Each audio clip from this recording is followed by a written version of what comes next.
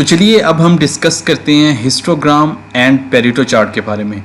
आप अगर यहाँ पे देखेंगे तो मैंने हिस्टोग्राम और पेरेटो चार्ट दोनों यहाँ पे शो किए हुए हैं और अपेरेंटली आपको लगेगा कि शायद इसमें और कॉलम चार्ट में कोई डिफरेंस नहीं है, लेकिन इसमें बहुत बड़ा जो डिफरेंस है वो ये है कि कॉलम चार्ट जो होता है वो हमें नॉर्मल जो भी हमारे पास डाटा सेट होता है, डाटा अवेलेबल होता है और उस डाटा को हम विजुलाइज करते हैं कॉलम चार्ट में। जो भी वैल्यू होती है वो हमें चार्ट की सूरत में, ग्राफ की सूरत में शो हो जाती है कॉलम चार्ट में। जबकि हिस्टोग्राम में क्या होता है कि हिस्टोग्राम में हमारे पास जो डाटा की फ्रीक्वेंसी है वो शो होती है हमारे पास, ना कि डाटा की एक्चुअल वैल्यू शो होती है। आप यहाँ पे देख सकते हैं एग्जांपल में भी, पहली एग्जांपल ये है कि अगर आपने टेस्ट स्कोर की फ्रीक्वेंसी देखनी हो डिफरेंट स्टूडेंट में कि फॉर एग्जांपल कितने नंबर ऑफ स्टूडेंट हैं जिनके 70 से 80% मार्क्स आए हैं, तो वो आप कैसे देखेंगे, वो आप हिस्टोग्राम से देखेंगे। इसी तरह से ही आपको अगर पॉपुलेशन के अंदर किसी पर्टिकुलर एज ग्रुप की फ्रीक्वेंसी देखनी हो तब भी आप हिस्टोग्राम देखेंगे, ना कि आप कॉलम चार्ट में देखेंगे। अच्छा, इसमें जो है वो हमारे पास बिन्स का एक कॉन्सेप्ट होता है, हम आगे जाके डिस्कस करते हैं जब मैं आपको बताऊंगा कि आप ये चार्ट किस तरह से बना सकते हैं। तो वहाँ पे मैं बिन का कॉन्सेप्ट आपको बताता हूँ कि वो क्या होता है। मैं यहाँ पे आ जाता हूँ अपनी प्रैक्टिस में। आप देख सकते हैं मेरे पास यहाँ पे डिफरेंट कंट्रीज़ आ रही हैं। अगर मैं यहाँ पे इसको नीचे लेके जाऊँ तो 195 मेरे पास कंट्रीज़ का डाटा मौजूद है और उनके आगे एवरेज एज आ रही है वहाँ पे कि जो लोग वहाँ पे रह रहे हैं उस कंट्री में, उन लोगों की एवरेज एज क्या है। अब यहाँ पे मैं अगर इंसर्ट में जाता हूँ और यहाँ पे मैं इंसर्ट स्टैटिस्टिक चार्ट में जाता हूँ तो मेरे पास जो सबसे पहला चार्ट है वो हिस्टोग्राम का है।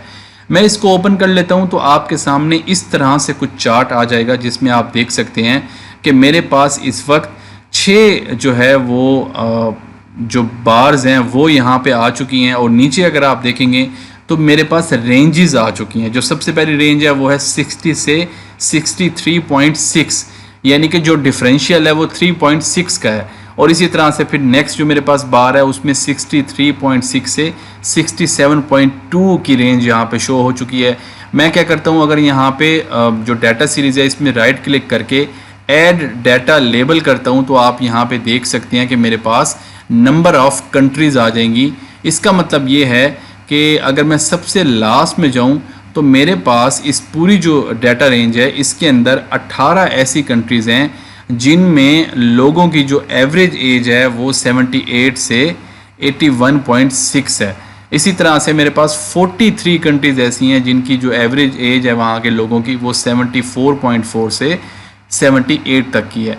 मैं अब यहाँ पे अगर जो एक्सिस है मेरा इसको मैं राइट क्लिक करके फॉर्मेट एक्सिस में जाऊँ तो यहाँ पे आप देख सकते हैं कि मेरे पास डिफरेंट ऑप्शन आ जाएंगे। अगर मैं इसमें तीसरा ऑप्शन ओपन करूँ बिन विड्थ का तो इसमें आप देख सकते हैं इस वक्त मेरे पास जो डिफरेंशियल है वो 3.6 का है। जैसे मैंने पहले आपको बताया, अगर आप यहाँ पे देख सकें तो सबसे पहली जो आपके पास रेंज है वो 60 से 63.6 है, यानी कि जो डिफरेंशियल है वो 3.6 का है।